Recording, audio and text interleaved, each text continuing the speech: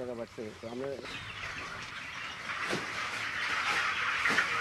2000 মুরগি মধ্যে 4-5টা মুরগি আছে, আর যে 16টা মারা গেছে 16টা পুঁতে ফেলছি বিদ্যুৎ লোডশেডের কারণে। এই অবস্থায় আমাদের ব্যবসা বাণিজ্য আমাদের তো লসে, খুব লস হইতেছে। প্রায় আধা ঘন্টা 15 মিনিট পর পর এখানে পানি দিয়ে এগুলাকে ভিজিয়ে দিতে হয়, না হলে হচ্ছে মরগগুলো অতিরিক্ত গরম হয়ে যায়, এতে অনেকগুলো মরগ মারা যায়। এই গত কয়েকদিন বিদ্যুৎ না থাকার কারণে আমরা অধিক পরিমাণ নিয়ম পরিমাণে পানিগুলো দিতে পারতেছি না মুরগিকে, যার কারণে হচ্ছে কি ওই যে মেডিসিন যেগুলো আমরা পানিতে মিলে, আমাদের এই পুকুরে যে পানিগুলো আছে সব হচ্ছে নোনা পানি, ঠিক আছে। এখন আমাদেরকে নিতে হয় পরিষ্কার মোটরের পানি, এটা কারেন্ট ছাড়া আমরা আনা সম্ভব হচ্ছে না, যার কারণে ভালো পানিও দিতে পারতেছি না, আর মুরগি গরমের কারণে পানিও ছিটাইতে পারতেছি না, যার কারণে প্রতিনিয়ত আমাদের অধিক পরিমাণ মুরগি মারা যায়। এখনও পর্যন্ত বিদ্যুতের যে অবস্থা, লোডশেডিং, মুরগির পানি সংগ্রহ করা আমাদের পক্ষে সম্ভব হয় না, আমাদের খাদ্য সংগ্রহ করা যায় না, এবং বিদ্যুৎ না থাকার কারণে আমাদের কী কারণে যে ফ্যান চালু করতে পারে না, এটার কারণে অত্যন্ত গরমের কারণে হিট স্ট্রোক হয়ে হাজার হাজার মোরগ চলে যেতেছে। সারা নোয়াখালীতে আমরা দেখতেছি প্রত্যেকটা ইউনিটে যেখানে পল্লী বিদ্যুতের অবস্থান সেখানে দেখতেছি একই অবস্থা, একই চিত্র। তাই আমি কী কারণে মনে করি যে পল্লী বিদ্যুতের যে অবস্থান, যে প্রেক্ষাপট, যে পরিস্থিতি একেবারে গোলাটের দিকে যাইতেছে।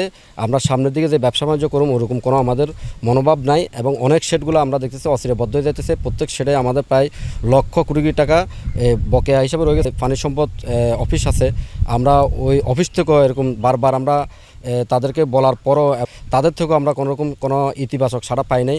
তাই আমরা বাংলাদেশ সরকারের প্রতি বিনীতভাবে আবেদন করব, ব্রয়লার মুরগি এবং ডিম উৎপাদনের ক্ষেত্রে যদি অব্যাহত আমাদেরকে সহযোগিতা না করে তাহলে আমরা দেশ অচিরে আমাদের লসের সম্মুখীন হব, এবং ভবিষ্যতে আমরা ব্যবসা বাণিজ্য থেকে পিছ টান থাকবো, আমরা ব্যবসা বাণিজ্য করতে পারবো না, অপারগতা স্বীকার করবো।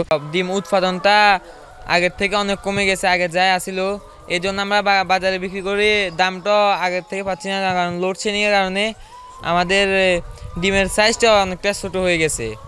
আগে যে সাইজ ছিল একটু বড়, এখন একটু ছোট হয়ে গেছে।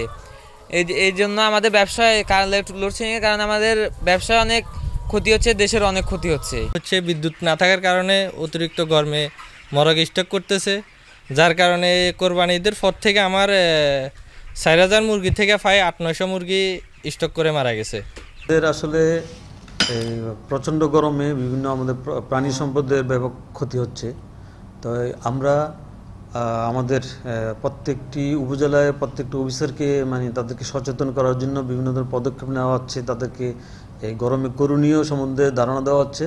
তবে অনেকেই আমাদের খামারিরা আমাদের সাথে যোগাযোগ করছে না, বিশেষ করে সামনে বড় একটা আমাদের একটা কুরবানি ঈদ গেল, এই উপলক্ষে আমরাও খুব ব্যস্ত ছিলাম।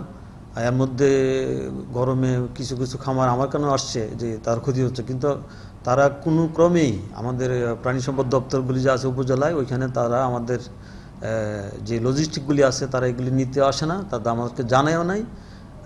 আর আমরা যদি খবর পাই আমরা অবশ্যই ওইখানে যাব। আমি আমার অফিসারদেরকে বলে দিয়েছি যে তারা যেন প্রত্যেকটি খামারে যোগাযোগ করে কি কি ক্ষতি হয়েছে জানায়। তো আমরা সাধারণত ক্ষতির তালিকা করি, দুর্ভাগ্য একটাই, আমরা প্রাণী সম্পদ কখনোই প্রণোদনা পাই নাই। আমরা গত বন্যার সময়ও বিভিন্ন ধরনের তালিকা করেছি আমাদের ডেয়ারি, পোলট্রি সবার জন্য, কিন্তু এ পর্যন্ত আমরা কোনো প্রণোদনা পাই নাই। এটা হলো আমাদের দুর্ভাগ্য। আমরা একটা উপকূলীয় এলাকা, যেখানে আমাদের আসলে আমরা কিন্তু তালিকাই পাঠাই, বিভিন্ন ক্ষয়ক্ষতির পরিমাণ পাঠাই, কিন্তু আমাদের এ পর্যন্ত আমরা কোনো কিছু প্রণোদনা পাই না। তো আমরা আমাদের যে সাপোর্টগুলি আছে আমাদের উপজেলা অফিস থেকে, আমাদের দ্রুত চিকিৎসা ব্যবস্থা, তাদের ভ্যাকসিনেশন প্রোগ্রাম, এবং তাদের পাশে গিয়ে দাঁড়ানো, খামারে যদি আমার কাছে আসে বা আমরা জানতে পারি আমরা এগুলি সাথে সাথে দেওয়ার ব্যবস্থা করি। আমরা আসি প্রাণী সম্পদ নিয়ে তাদের পাশে। ধন্যবাদ। বান্ডেল থাকলে প্রতি সেনমানিতে টাকা বাঁচবে। বিকাশ সেনমানি বান্ডেল কিনে জিতুন প্রতি লেনদেনে।